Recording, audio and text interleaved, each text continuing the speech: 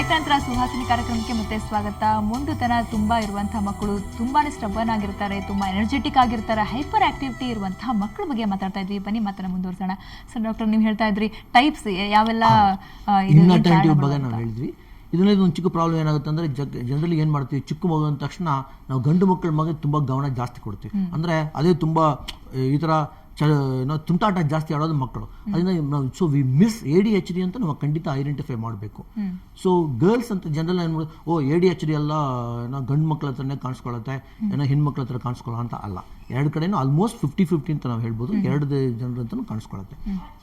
But ಏನಪ್ಪ ಆಗುತ್ತೆ ಅಂದರೆ ಏನೋ ಲೈಕ್ ಇನ್ಅಟೆಂಟಿವ್ ಬಗ್ಗೆ ಮಾತಾಡಿದ್ವಿ ನಾವು ಡೀಟೇಲ್ ಆಗಿ. ನಾವು ಹೈಪರ್ ಆಕ್ಟಿವಿಟಿ ಆ್ಯಂಡ್ ಇಂಪಲ್ಸಿವ್ ಅಂತ. ಹೈಪರ್ ಆಕ್ಟಿವ್ ಅಂದ್ರೆ ಅವ್ರ ಕಂಟ್ರೋಲ್ ಇಲ್ಲದೆ ಆಕ್ಟಿವ್ ಇರುವಾಗ ಏನಾಗುತ್ತೆ, ಇಂಪಲ್ಸ್ ಅನ್ನುವಾಗ ಅವರು ತಾಳ್ಮೆಯಿಂದ ಅವರು ಹೇಳಿದ್ನಲ್ಲ, like 21 is the role number ಅನ್ನುವಾಗ 21 ಕಾಯಬೇಕು.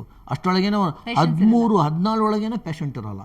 ಕೇಳೋಕ್ಕೆ ಮುಂಚೆನೇ ನೀವು ಕ್ವಶನ್ ಕೇಳೋಕ್ಕೆ ಮುಂಚೆನೇ ಒಂದು ಆನ್ಸರ್ ಬಂದ್ಬಿಡುತ್ತೆ. ಆ ಕ್ವಶನ್ ಕೇಳಿ ಏನು ಆನ್ಸರ್ ಕೊಡಬೇಕು, ದಿಸ್ ಕಾಲ್ ಇಂಪಲ್ಸಿವ್ ಅಂದರೆ ಏನು, ಯೋಚನೆ ಮಾಡದೆ ಒಂದು ಉತ್ತರ ಕೊಡೋದು. So hyper active and impulsive is the second category. Inattentive ಸೇರಿಸ್ಕೊಂಡು, ಹೈಪರ್ ಆಕ್ಟಿವ್ ಸೇರಿಸ್ಕೊಂಡು, ಇಂಪಲ್ಸಿವ್ ಸೇರಿಸ್ಕೊಂಡ್ರೆ ಅದೊಂದು 9 ನವಗ್ರಹಗಳು ಇನ್ಅಟೆಂಟಿವ್ನಲ್ಲಿ ಇದೆ. ಇದರಲ್ಲಿ 6 ಲಕ್ಷಣಗಳು ಹೈಪರ್ ಆಕ್ಟಿವ್ನಲ್ಲಿ ಇದೆ, ಒಂದು 3 ಲಕ್ಷಣಗಳು ಇಂಪಲ್ಸಿವ್ನಲ್ಲಿ ಇದೆ. ಇದೊಂದು ಸ್ಟ್ಯಾಂಡರ್ಡ್ 1970s ಎಲ್ಲಿ ನಾವು ಡ್ರಾ ಮಾಡಬೇಕು ಫಾರ್ ADHD ಅಂತ ಮಗು ಅಂದರೆ ಈ ಥರನೇ ಇರಬೇಕಲ್ವಾ, ಎಲ್ಲಿ ನಾವು ಡ್ರಾ ಮಾಡಬೇಕು. ತುಂಬ ಎಲ್ಲರೂ ಸೋಷಿಯಲ್ ಆ್ಯಕ್ಟಿವಿಟಿ ಮೆಂಬರ್ ಆಗಲಿ, ಡಾಕ್ಟರ್ಸ್ ಆಗಲಿ, ಆಮೇಲೆ ಟೀಚರ್ಸ್ ಆಗಲಿ, ಪೇರೆಂಟ್ಸ್ ಆಗಲಿ, ಎಲ್ಲರೂ ಸರಿ ಕೂತ್ಕೊಂಡು ಮಕ್ಕಳಂದ್ರೆ ಹಂಗೆ ಬಿಟ್ಬಿಡಬೇಕು ಅಂತ ಒಂದು ಮಾತಿತ್ತು. ಅದಾದಮೇಲೆ ಈ ಥರ 18 ಲಕ್ಷಣಗಳನ್ನು ಕಂಡಿಡಿದಾದ ಮೇಲೆ ವರ್ಲ್ಡ್ ಹೆಲ್ತ್ ಆರ್ಗನೈಸೇಷನ್ ಪುಟ್ಟ ದಿಸ್ ಒನ್ ವಿ ಶುಡ್ ಖಂಡಿತ ಐಡೆಂಟಿಫೈ ಮಾಡಿರಬೇಕು. ಐಡೆಂಟಿಫೈ ಮಾಡದೆ ಬಿಟ್ಟರೆ ಏನಾಗುತ್ತೆ, ADHD ಮಕ್ಕಳನ್ನ ಹಂಗೆ ಬಿಟ್ಟರೆ ಮಕ್ಕಳಂದ್ರೆ ಸರಿಯಾಗಿ ಹಂಗೆ ಅವ್ರು ಸರಿ ಮಾಡೋಕ್ಕಾಗಲ್ಲ. They require a counselling. This will become anti social elements ಅಂತ ಹೇಳ್ತೀವಿ. ಅಷ್ಟೊಂದು ವಿಪರೀತವಾದ ಶಕ್ತಿಯ ನಾವು ಏನು ಮಾಡಬೇಕು, ಕೆಟ್ಟದಕ್ಕೆ ಉಪಯೋಗಿಸ್ತಾರೆ. ಡ್ರಗ್ಸ್ ಹೋಗ್ಬಿಡ್ತಾರೆ, ಆಮೇಲೆ ಏನೋ ಲೈಕ್ ಆ್ಯಂಟಿ ಸೋಷಿಯಲ್ ಎಲಿಮೆಂಟ್ಸ್ ಅನ್ನುವಾಗ ಈಗ ಬಾಂಬ್ ಹಾಕೋದು, ಗಲಾಟ ಮಾಡೋದು, ಆ ಕಂಟ್ರೋಲ್ನ ಏನು ಮಾಡಬೇಕಂತ ಅವ್ರಿಗೆ ಗೊತ್ತಾಗಲ್ಲ. ಖಂಡಿತವಾಗಿ ಅವ್ರ ದಾರಿಯನ್ನು ನಮ್ಮ ದಾರಿಗೆ ತರಬೇಕು.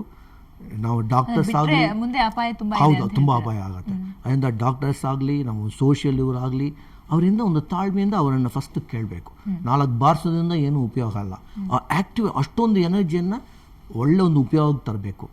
ಹೆಂಗೆ ತರಬೇಕು, ಒಂದು medical intervention, especially like positive homeopathy. ನಮ್ಮ ಇದೇ ಥರ ಸೈಡ್ ಎಫೆಕ್ಟ್ ಇಲ್ಲದೆ ಕೊಡ್ತಾ ಇರುವಾಗ ಏನಾಗುತ್ತೆ ಅಂದರೆ ಕೆಲವು ಟೈಮ್ನಲ್ಲಿ ದೇರ್ ಆರ್ ಸಮ್ ಕೆಮಿಕಲ್ಸ್ ನಾವು ಕೊಡ್ತೀವಲ್ಲ, ಅದೇನಾಗುತ್ತೆ ಅಂದರೆ ಇವರು ಕೊಡೋದೇ ಒಂದು ಆ ಔಷಧಿಯಿಂದ ಅವರಿಗೆ ಜೀರ್ಣಶಕ್ತಿ ಸರಿ ಆಗೋಲ್ಲ.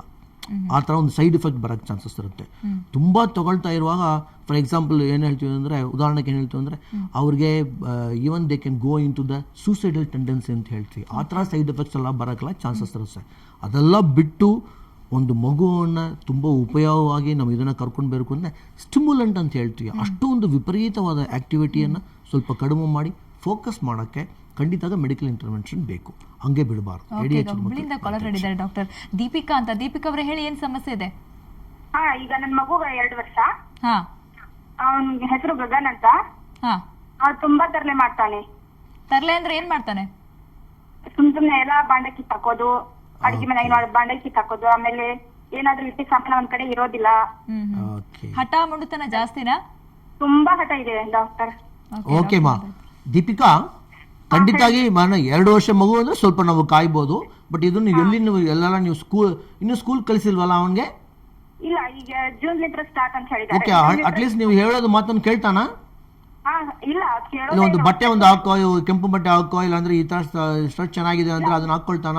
ಇಲ್ಲ ನೀವು ಊಟ ಬಡಿಸುವಾಗ ಹಾಕ್ಬೇಕು, ಅವ್ನು ಹೇಳಿದ ಹಾಕ್ಬೇಕು, ಅವ್ನು ಹೇಳಿದ್ದೆ ಆಗ್ಬೇಕು. ಓಕೆ, ಅವ್ನಿಗೆಲ್ಲ ಚೆನ್ನಾಗಿ ಹಾಲು ಕುಡಿಯಲ್ಲ, ಚಾ ಬೇಕಂತಾನೆ, ಮಾಡಿಕೊಡು ಮಟನು ಬಿಡೋದಿಲ್ಲ. ಊಟ ಮಾಡಿದ್ರೆ ಸರಿಯಾಗಿ ಊಟ ಮಾಡಲ್ಲ. ಒಂದೇ ಮಗುನಾ?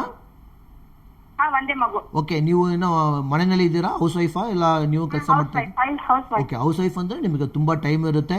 ಅದರಿಂದ ಒಂದು ಒಳ್ಳೆ ಪ್ಲಾನಿಂಗ್ ಮಾಡಿಕೊಂಡು ಮಗುಗೆ ಹೇಳ್ಕೊಡಿ. ಸುಮ್ಮನೆ 4 ಬಾರಿಸಿದ್ರೆ ಏನೂ ಉಪಯೋಗ ಅಲ್ಲ. ಫಸ್ಟು ಇನ್ನೊಂದು, ಈಗ ಎಷ್ಟು ತಿಂಗಳಾಗಿ ಈ ತರ ಗಲಾಟೆ ಮಾಡ್ತಾ ಇದ್ದಾನೆ? ಈಗ ಒಂದು 2 ಮಂತ್ಸ್ ಆಯ್ತು. 2 ಮಂತ್ಸ್ ಆಯ್ತು. ಇನ್ನೊಂದು ಮಕ್ಕಳೆಲ್ಲ ಬರುತ್ತೆ ಅವ್ರ ಹತ್ರ ತುಂಬಾ ಜಗಳ ಮಾಡ್ತಾನ, ಇಲ್ಲ ಏನೋ ಅವ್ರ ಜೊತೆನಲ್ಲಿ ಪಕ್ಕದ ಮನೆ ಹುಡುಗರೆಲ್ಲ ಬಂದಿರ್ತಾವಲ್ಲ ಅವ್ರಿಗೆ ಹೊಡಿಯೋದು, ಸುಟ್ಟೋದು, ಓಕೆ ಈ ಥರ ಗೊತ್ತಾಯ್ತು. ತುಂಬಾ ಮೊಂಡತನ ಜಾಸ್ತಿ ಇದೆ ಅಂತ ಕಾಣುತ್ತೆ. ಇನ್ನೊಂದು 2-3 ತಿಂಗಳಲ್ಲಿ ನೀವು ಹೇಳ್ಕೊಡಿ, ಪ್ರೀತಿಯಿಂದ ಹೇಳ್ಕೊಡಿ. ಅವನು ಒಳ್ಳೆ ಕೆಲಸ ಫಸ್ಟ್ ಮಾಡುವಾಗ ಅವನು ಅಪ್ರಿಷಿಯೇಟ್ ಮಾಡಿ, ಈ ಥರ ಕೆಲಸ ಮಾಡಬೇಕು ಅಂತ ಹೇಳ್ಕೊಡಿ. ಇದೆಲ್ಲ ಕೇಳಿಕೊಂಡು 3 ತಿಂಗಳು ಇನ್ನು 4 ತಿಂಗಳ ಒಳಗೆ ಸ್ವಲ್ಪ ಚೇಂಜ್ ಇತ್ತು ಅಂದರೆ ಅವನಿಗೇನು ಚಿಂತೆ ಮಾಡಬೇಕಾಗಿಲ್ಲ.